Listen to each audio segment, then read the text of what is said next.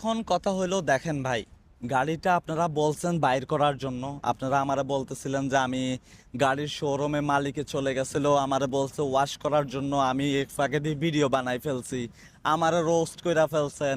আমারে বলতেছেন যে আমি রেন্টে নিছি 400-500 দেরামে নাকি এগুলা রেন্টে পাওয়া যায়। ওপেন চ্যালেঞ্জ করলাম, এরকম একটা ল্যাম্বরগিনি আপনি 400-500 দেরাম দিয়ে আমারও যদি নিয়ে দিতে পারেন তাহলে তার কোনো কথাই নাই। আপনার পায়ের পায়ের পানি আমি পা ধুয়ে পানি খাবো আমি যদি 500-600 টাকা দিয়ে আপনি একটা ল্যাম্বরগিনি নিয়ে দিতে পারেন। ঠিক আছে। আরেকটা জিনিস হলো ভাইয়ারা, আমাকে নিয়ে মাথাটা না ঘামাইলে কি হয় না?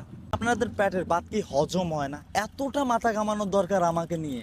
এত কথা বলা দরকার? ভাই একটা ছেলে একটা জিনিস নিছে, ফিনিশ। ভালো লাগলে বাহবা দিবেন, না ভালো লাগলে ইগনোর করবেন, শেষ। কথা এখানেই শেষ। না আপনারা এটা নিয়ে গুতাইতে গুতাইতে গুতাইতে গুতাইতে গুতাইতে গুতাইতে কোন জায়গা পর্যন্ত গুতা দিয়ে দিছেন আপনারা নিজেরাও জানেন না। এত জ্বলন কায় ভাই?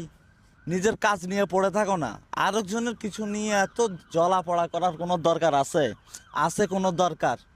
মানুষের কিছু নিয়ে মানে এত মাথা কামানোর দরকার নাই ভাই। তুমি তোমার কাজ করো, যদি পড়ালেখা করো, শিক্ষিত হও, তাহলে ভালো কিছু করার ট্রাই করো। শিক্ষিত মানুষ শিক্ষিতর মতো কাজ করো, অশিক্ষিতর মতো না।